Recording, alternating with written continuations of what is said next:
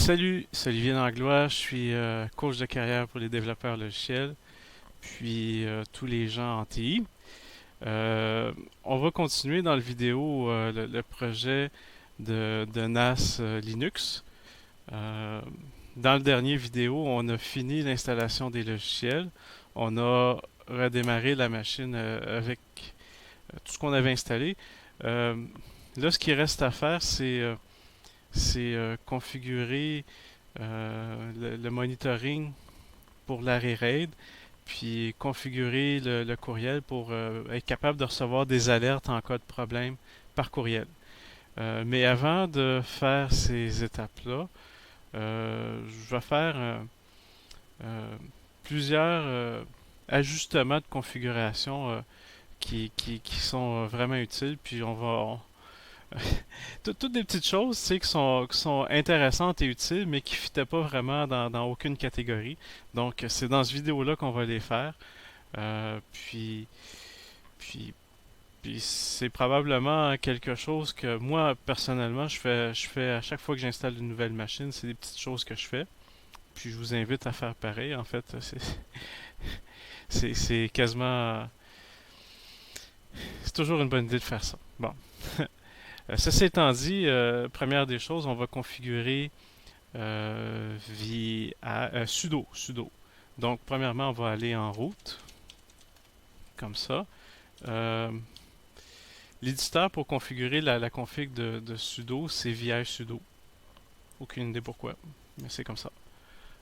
Puis ce qu'on va faire ici, on va rajouter une ligne. Ça ici, c'est assez rigolo.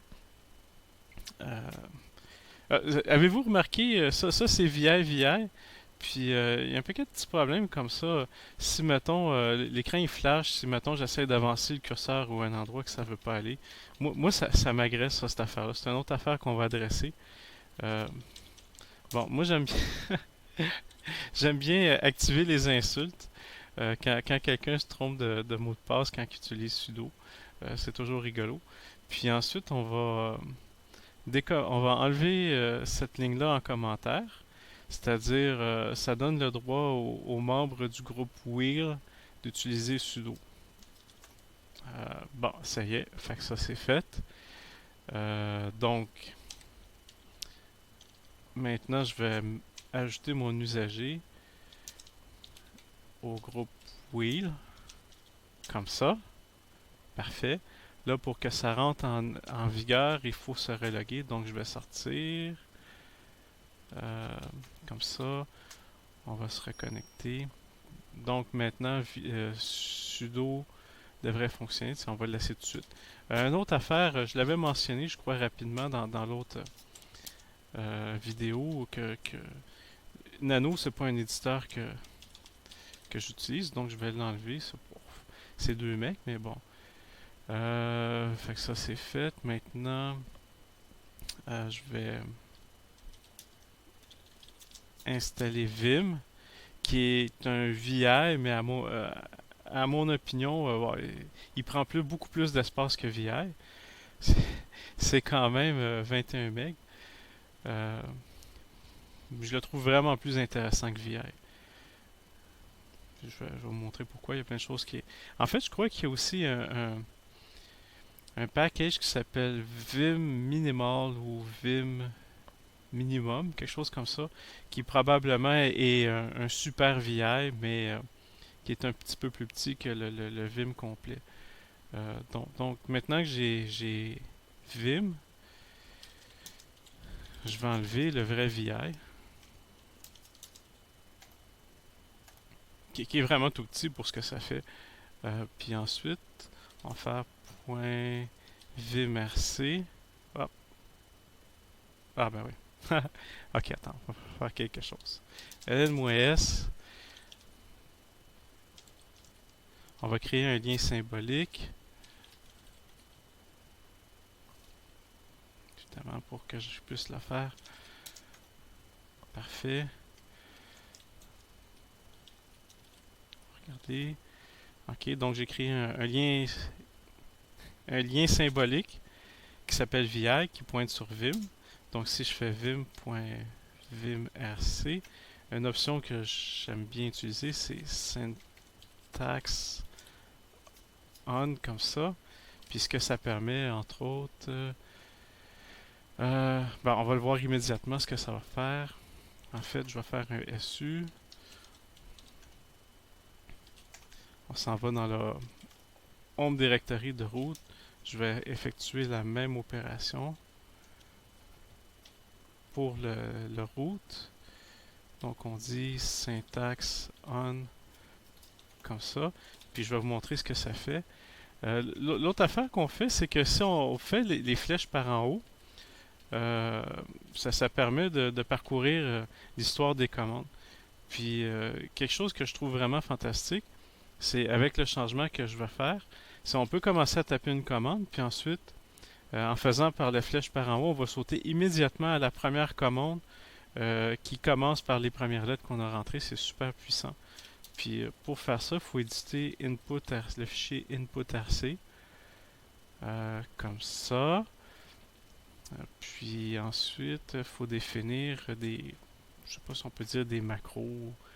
Ou, finalement, on dit, ça c'est le code pour, il appelle ça un escape caractère. Ok, ça c'est, ça veut dire flèche par en haut. C'est pas évident, mais c'est ce que ça veut dire. Puis lorsqu'on va associer une action, c'est history search backward comme ça. On va faire le penchant pour flèche par en bas. OK. Puis on va appeler ça. En fait, l'action à faire, c'est search forward. Hein? Comme ça. Et voilà, c'est fait. Maintenant, pour que ça rentre en action, il faut se reloguer. On va l'essayer. Vous voyez, la dernière commande, c'est exit SU. Donc, si je tape pack, et voilà, on revient sur la dernière commande de Pacman.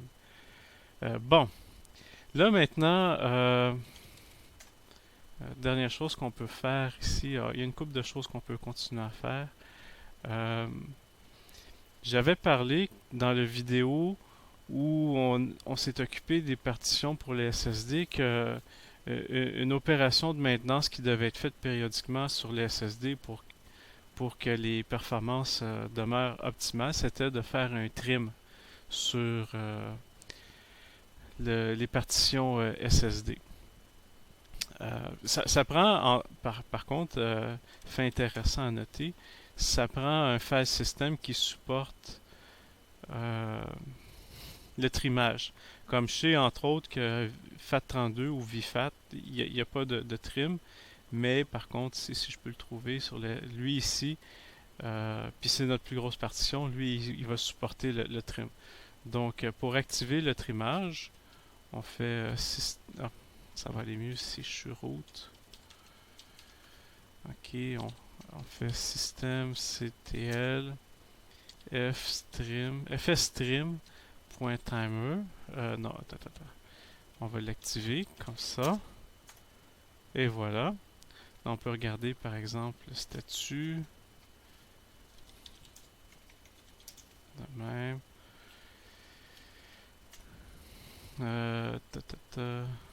Ok, c'est loadé. Bon, effectivement, il se passe pas grand chose. Si on fait timer, once a week. Bon, il s'est activé, mais bon, j'imagine dans une semaine ça va rouler. Ok. Donc ça c'est fait. Un autre truc que je vais installer ici, c'est Avaí. Puis ça, ce que ça fait, c'est super intéressant quand il y a plusieurs machines dans un réseau local. C'est que c'est un système d'auto-découverte. Puis, en fait, une fois installé, on va vérifier si ça fonctionne. Donc là, j'ai installé le paquet. Maintenant, on va s'occuper de la configuration. nswitch.const. Puis, ce qu'il faut faire ici, file. Ensuite, on va faire mdns 4 minimal. Ça spécifie en fait quand il y a un, un host lookup à faire. Ça détermine l'ordre dans lequel la recherche pour l'adresse qui correspond à un nom de machine va s'effectuer. Donc, on va commencer par fichier. Ensuite, MDNS, ça c'est Multicast DNS, puis c'est un service qui est offert par AVI. Puis là, ensuite, euh, ça, je sais pas exactement pourquoi il faut faire ça. Ça vient textuellement des fichiers d'aide. Mais bon, on dit not found égale return. DNS, puis ensuite on va dire MDNS 4. Donc on commence par le minimal. Puis si ça fonctionne pas, ensuite on va continuer avec le vrai service de DNS. Puis ensuite on va retourner avec le multicast DNS complet. Puis finalement on va regarder dans My Hostname. Parfait. Y a-t-il quelque chose d'autre d'intéressant dans ETC? Je regarde vite.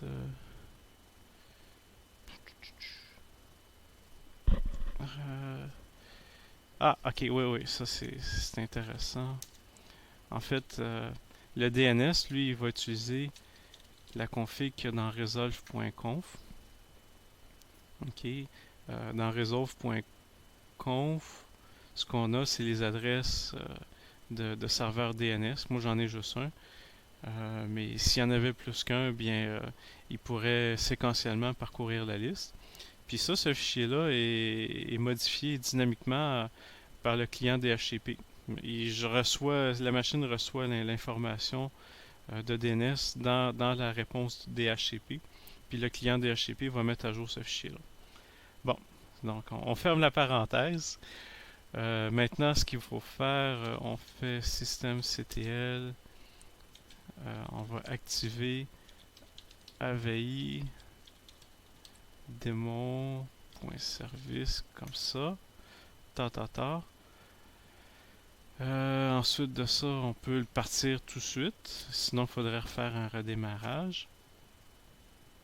Whoop.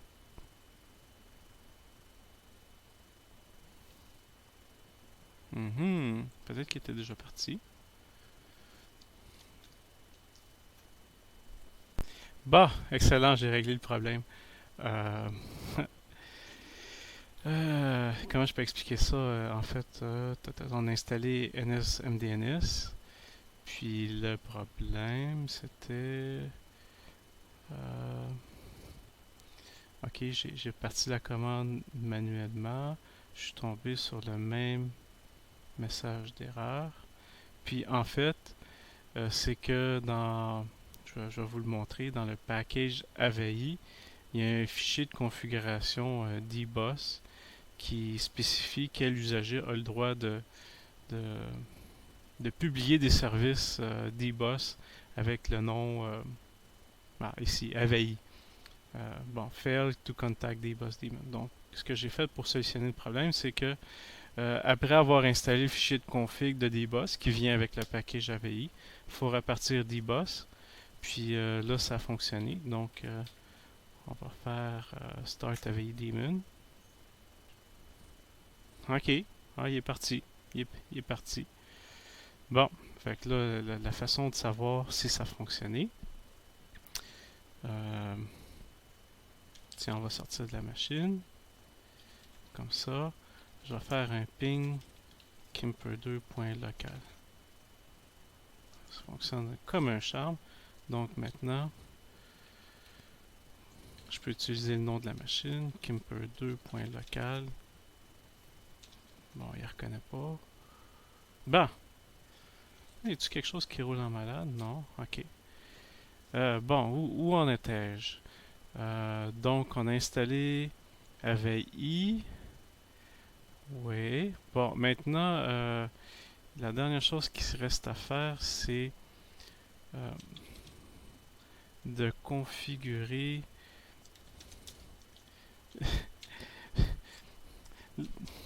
je vais installer un client NTP parce que pour NFS, c'est super important que les machines soient synchronisées par rapport au temps, sinon ça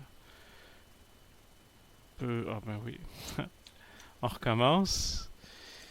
C'est pas n'importe qui a le droit de partir des affaires de même. Et voilà. OK. Maintenant, on peut regarder CTL, status. Bon, tout est synchronisé. Merveilleux. C'est merveilleux. OK. Est-ce qu'il y a d'autres choses qu'on veut faire dans cette capsule-là? On a beaucoup accompli. Je vais arrêter ça. Je vais arrêter ça. Donc on a quand même fait plusieurs petites mises au point de configuration pour que notre machine soit meilleure. Puis là, ce qu'on va faire, euh, j'entrevois peut-être encore 4 vidéos. Le prochain vidéo, on va configurer le client courriel pour être capable d'envoyer des alertes quand le système détecte des erreurs. Euh, on va on va configurer les tâches de maintenance périodique pour le RAID. Puis ensuite de ça, on va installer le serveur NFS. Le share NFS, on va le configurer. Puis je vais terminer la série de vidéos en faisant une évaluation des performances du nouveau share en copiant des fichiers. Puis c'est ça. Fait que on commence à voir la lumière au bout du tunnel. Euh, puis j'espère que vous avez appris des choses, que vous avez trouvé ça intéressant. Honnêtement, bon, ça fait partie du plaisir quand je rencontre des problèmes de même. Mais ça a été super agréable de faire cette vidéo-là pour vous. Puis si vous avez aimé, ben donnez-moi des pouces par en haut. Si vous n'avez pas aimé, donnez-moi un pouce par en bas. Olivier s'en fout, parce qu'Olivier, il garde ses vidéos authentiques. Puis oubliez pas, si vous voulez d'autres vidéos comme celui-là, ben inscrivez-vous à ma chaîne YouTube. Merci beaucoup, au revoir.